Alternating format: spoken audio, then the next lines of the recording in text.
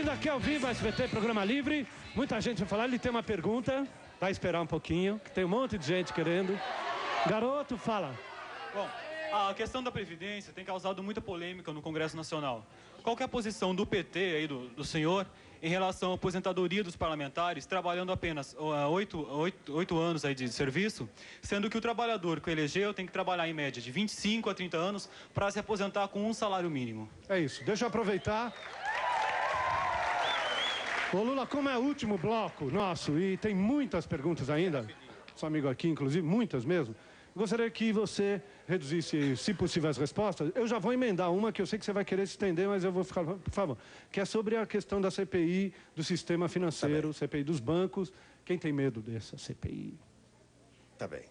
Olha, primeiro, é importante lembrar, se vocês que são jovens não se recordam, foi o PT que conseguiu acabar com a aposentadoria de deputado aqui na Assembleia Legislativa de São Paulo, através de um projeto de lei do deputado Roberto Gouveia.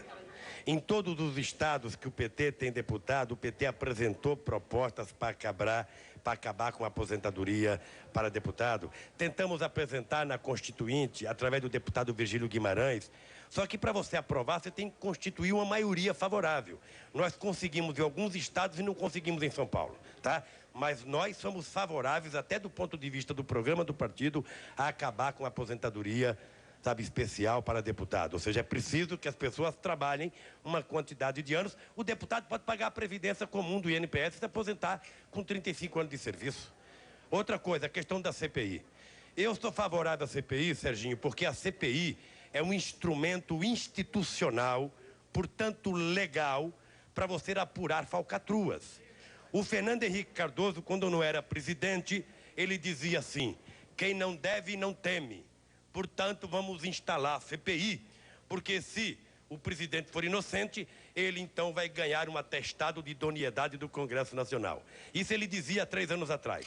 Agora que ele é o presidente, ele adota político dedando que se recebe e fala assim: CPI vai atrapalhar o Brasil, CPI vai fazer isso. CPI não atrapalha o Brasil. O impeachment do Collor melhorou a imagem do Brasil no exterior e deu uma imagem de seriedade.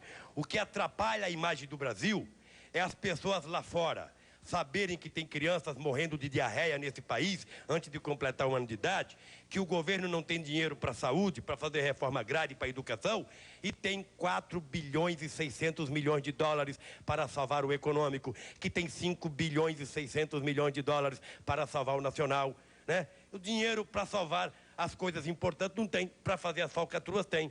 Então acho que a CPI, se o presidente Fernando Henrique Cardoso estiver me ouvindo, eu não sei se ele assiste um programa de jovens, mas se estiver assistindo, a CPI é uma coisa importante para o Brasil. Acho que ao invés de criar as dificuldades que o presidente está criando, era melhor criar as facilidades para que ela se instalasse e funcionasse corretamente. Aliás, Serginho, informação agora quente mesmo, é que me parece que a Comissão de Justiça da Câmara reprovou a instalação da CPI. O que é uma vergonha, e eu diria para vocês, é deplorável para o nosso país, porque o Fernando Henrique Cardoso, que poderia ser inocentado no processo, ele vai passar para uma parte da opinião pública como um presidente que ficou com medo de uma CPI. E se está com medo da CPI, é porque, quem sabe, tenha o rabo preso. Ô Lula, você responderia em uma palavra, melhor ou pior, alguns dados que eu falaria? Por exemplo, se você fosse presidente na hipótese, e no seu ponto de vista, a inflação seria maior ou menor? Eu acho que a inflação precisava ser controlada.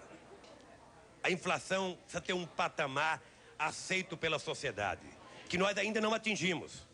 Um patamar de um país desenvolvido, a inflação no máximo de 7, 8% ao ano, que já é alto. Nós ainda estamos com 17, 18, 25 ano passado, ainda é muito alto pela sobrevalorização da moeda. Não, mas se você fosse presidente, com as medidas que você pensava em tomar e com as medidas que foram tomadas, você acha que a inflação no Brasil hoje, sob seu comando, estaria maior ou menor? Eu acho que ela poderia estar até um pouco maior, mas nós teríamos mais emprego no Brasil. A educação, nesse momento, estaria melhor ou pior? Olha, para mim estaria melhor, porque eu acho que é a questão fundamental é a educação no país. A reforma agrária estaria mais avançada? Eu disse aqui com no você... teu programa, eu disse no teu programa uma vez. A reforma agrária não é uma guerra ideológica de que alguém quer tomar terra de alguém. Não. A reforma agrária é uma questão social. A reforma agrária não resolve tudo, mas a reforma agrária ela é um dos pilares do desenvolvimento do Brasil. Ela evitaria que o êxodo rural pudesse promover a quantidade de miseráveis que está hoje ocorrendo para os grandes centros urbanos. Eu queria saber se você vai se candidatar à presidência de novo, e se você for, quais são as suas prioridades? Olha, veja, primeiro eu vou explicar aqui. Vou deixar, já disse uma vez e vou dizer outra vez. Eu não tenho hoje intenção de ser candidato. Eu já fui 2 vezes, sabe? Eu acho que nós temos que tentar fazer com que um outro companheiro saia candidato.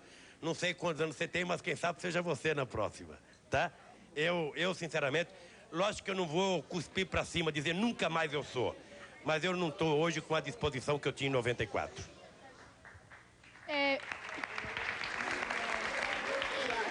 Assim, todo político na campanha, ele promete acabar com a fome, com a miséria, e, no entanto, a fome e a miséria estão aumentando cada dia mais.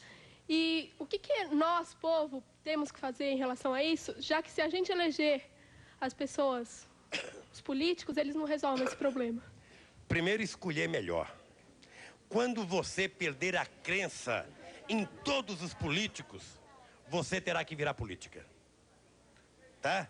Porque a desgraça de quem não gosta de político é que é governado por quem gosta. E como quem gosta é a minoria continua mandando na maioria. Portanto, quando você estiver totalmente desanimada de todo mundo, você continua confiando em você e se transforma num ser político e seja candidato, que aí a gente começa a mudar a história do país.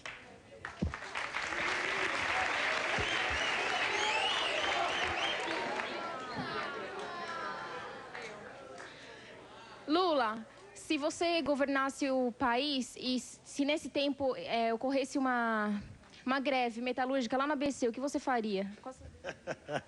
Eu ia dar risada, porque eu acho... Veja, a greve, ela é um instrumento. A greve só acontece onde há democracia. Quanto mais democracia existir, mais possibilidade de haver greve. Portanto, nós temos que ver a greve como um instrumento da sociedade civilizada. Lula, falta 1 minuto, eu não vou me arriscar aqui a fazer uma pergunta para você. Infelizmente. Primeiro, eu queria muito agradecer tua vinda mais uma vez. O Lula está sempre disponível, na medida do possível, para conversar conosco, eu acho que é fundamental.